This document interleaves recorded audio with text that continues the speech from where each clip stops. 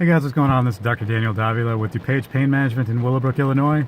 As you can tell, or you may be able to tell, it's a rainy day here in Willowbrook. But I wanted to shoot this video to share some thoughts I had on a recent interview I was listening to on the Joe Rogan Experience podcast. He was interviewing an MMA fighter from the UFC named Sugar Sean O'Malley. And O'Malley was telling a really interesting story about what happened to him regarding a Lefranc fracture that he had in his foot.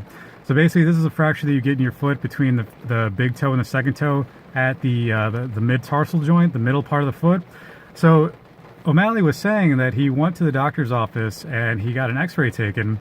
And when they took the x-ray initially, they saw no signs of the fracture. You know, he had some swelling going on, but no real signs of the fracture. Now, he continued to have foot pain. He continued to have symptoms. So he decided to go back and they took another x-ray. And this time they could actually see the evidence of the fracture. So what was the difference between these two? The first x-ray was apparently taken where he was non-weight bearing. His foot was up in the air and they took the x-ray. The second one is where he was actually putting pressure on his foot as they took the x-ray, and that is when they were actually able to see the fracture. So the reason this stood out to me is because it always blows my mind when you've got these professional fighters, these high-level guys that are well-known, that go to get a diagnostic test done, and even they don't get the best possible result the first time around.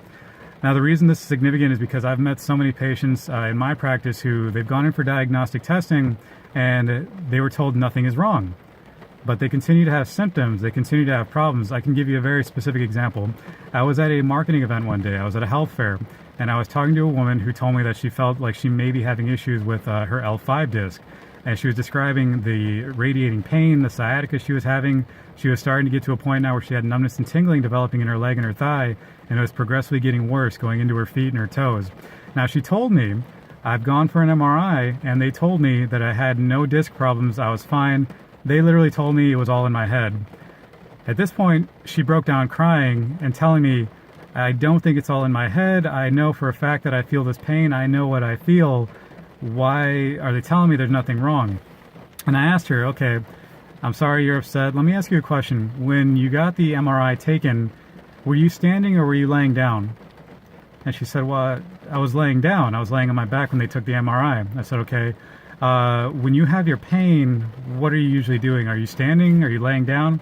She goes, no, the pain really only happens when I'm standing. I say, okay, so here's something very important.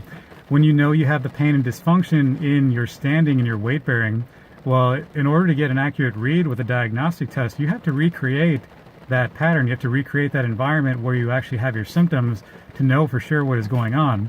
So this is something that's really important if you're going to go and get a diagnostic test, whether it's an x-ray, an MRI, a CT scan.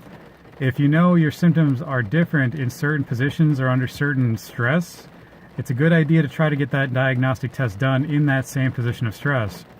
As another example, I've met people who have been in car accidents who initially they were cleared, told everything was fine, they had no problems. But when I go and I take an x-ray on them where they're actually moving and I film what it looks like at the end range of motion, we can see, you know, in a neutral position, it's totally fine, it looks normal. But when they're actually at the end range of a movement like flexion or extension, they have evidence of instability that is leading to them having recurring symptoms. And if we don't realize that, we can't properly evaluate this person, we can't properly diagnose them.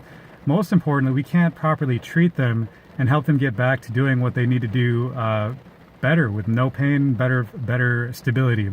So going back to the example with Sugar Sean, in getting his x-ray taken where he was weight bearing, actually recreating the stress that brings on his pain, that is where they were able to properly diagnose him so that they could more properly address the issue that he was having, get him back to training, get him back to competing at the highest possible level. So just a really important point for you all. If you're going to get a diagnostic test done, first make sure that it's even necessary. If you're going to get the diagnostic test done, make sure that it's actually being taken in an effective way, that it's recreating the stress that brings on your symptoms, your signs, your issues, and, you know, go with your gut instinct. If you've had a diagnostic test done and you feel, and they've told you that there's nothing wrong with it, that it seems fine, it's normal, but you feel in your gut that there's still something going on, make an appointment, get a second opinion, do the work you need to do to get peace of mind, because it's your health that's ultimately being impacted by this. And if you feel in your gut that something is there that needs to be taken care of and addressed, maybe you just need a different perspective on it.